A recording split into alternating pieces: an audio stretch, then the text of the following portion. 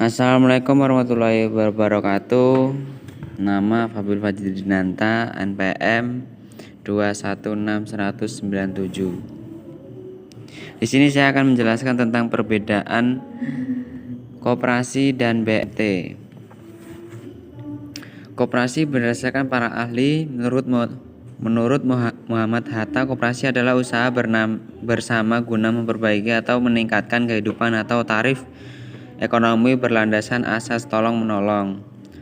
Arifinal Caniago mengartikan koperasi sebagai suatu perkumpulan yang bekerjasama dalam menjalankan sebuah usaha secara kekeluargaan guna meningkatkan kesejahteraan anggotanya. Pengolahan sebuah koperasi, para anggotanya dapat dengan bebas untuk keluar dan masuk dari badan usaha tersebut. Arti koperasi oleh Munker adalah organisasi berasa tolong-menolong yang mengelola urus niaga secara berkelompok. Tujuannya meningkatkan urusan ekonomi, berbeda dengan asas gotong royong yang bertujuan membangun kebutuhan sosial. Berdasarkan Undang-Undang Nomor 25 Tahun 1992 tentang Perkoperasian, pada pasal 1 dijelaskan koperasi adalah badan usaha yang beranggota orang seorang atau badan hukum koperasi dengan menandas kegiatan berdasarkan prinsip. Berdasarkan pengertian koperasi secara umum dan para ahli, bentuk koperasi bertujuan untuk meningkatkan kesejahteraan ekonomi dari para anggotanya. Tujuan lain antara lain: 1. Membantu memperbaiki taraf hidup maupun ekonomi para anggotanya serta masyarakat sekitar. 2. Membantu pemerintahan mewujudkan kehidupan masyarakat yang adil dan makmur. Di pasal 4 Undang-Undang Dasar Nomor 25 per 1992 menyebutkan 4 fungsi dan peran koperasi antara lain. 1. Membangun dan mengembangkan potensi dan kemampuan ekonomi anggota pada khusus dan masyarakat pada umumnya untuk meningkatkan kesejahteraan ekonomi dan sosial.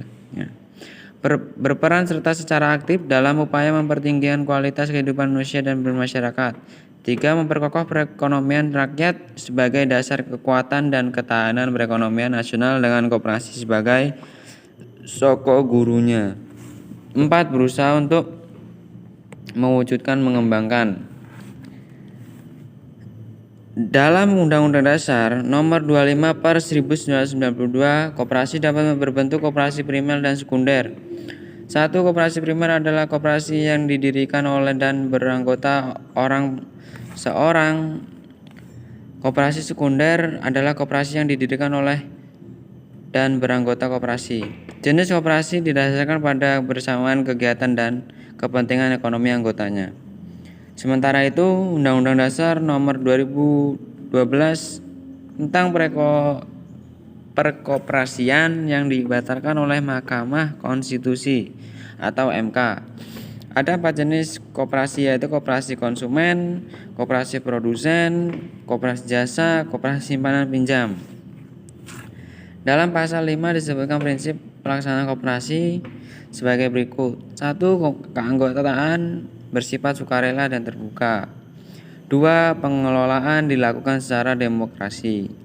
3. Pembagian sisa hasil usaha atau SHU dilakukan secara adil sebanding dengan besarnya jasa usaha masing-masing anggota. 4. Kemandirian dalam mengembangkan koperasi juga wajib menerangkan prinsip. Di sini ada pengertian modal, yaitu modal adalah sejumlah harga atau dalam kurung uang per barang tutup kurung yang digunakan untuk menjalankan usaha. Modal berupa uang tunai, barang dagangan, bangunan, dan lain sebagainya. Modal koperasi terdiri dari modal sendiri dan modal pinjaman. Modal sendiri koperasi pertama-tama dihimpun dari simpanan anggota atau yang disebut simpanan pokok dan simpanan pinjam.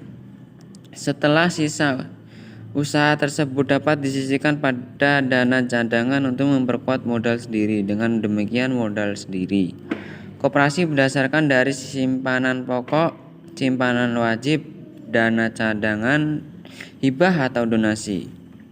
Di sini ada modal pinjaman modal. Pinjaman koperasi berasal dari anggota di samping simpanan pokok dan simpanan wajib. Koperasi dapat menghimpun modal pinjaman dari anggota dalam bentuk simpanan sukarela dan simpanan khusus. Simpanan sukarela pada dasarnya merupakan uang tiotipan dari anggota yang dapat diambil sesuai perjanjian dan pelaksanaan diatur dalam anggaran rumah tangga.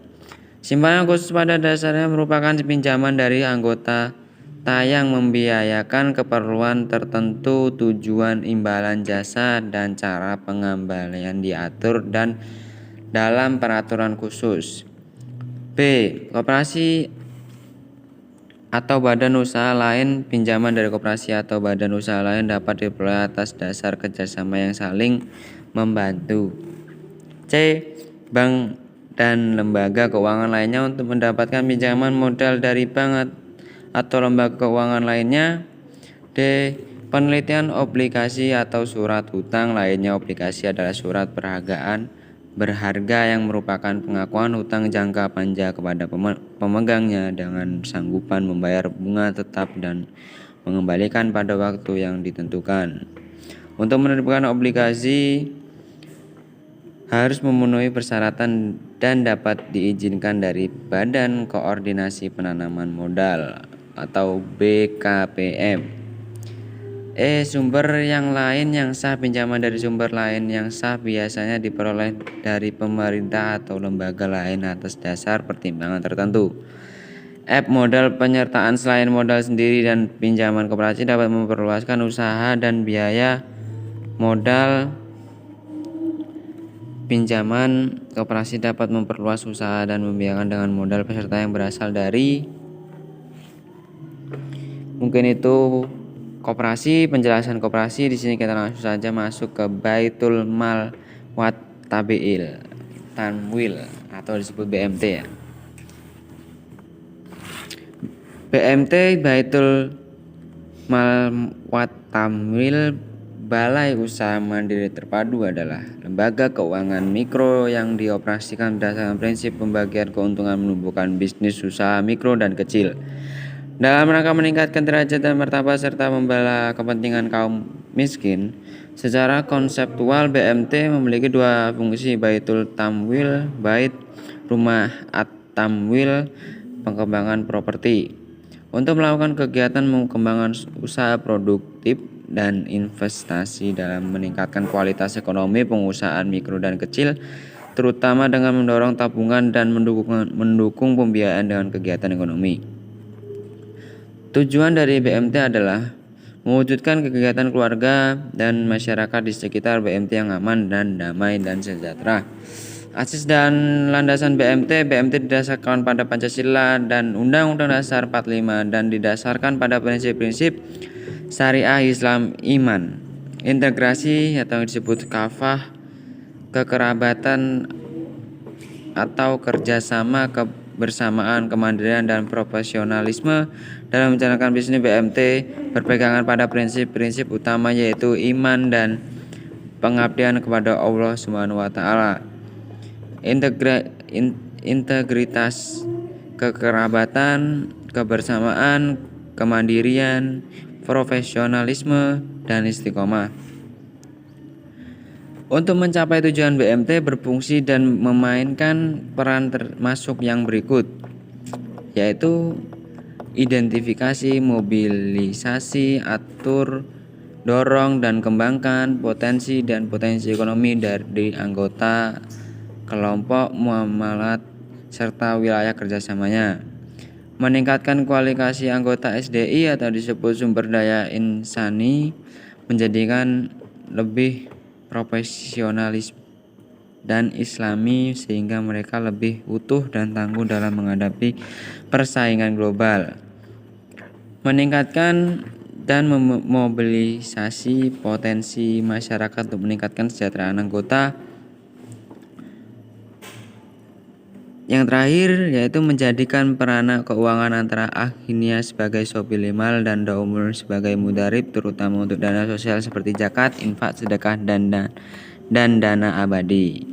Terima kasih. Itu adalah perbedaan tentang koperasi dan BMT. Oke, sekali lagi Mas, jika ada salah kata saya mohon maaf. Terima kasih. Assalamualaikum warahmatullahi wabarakatuh.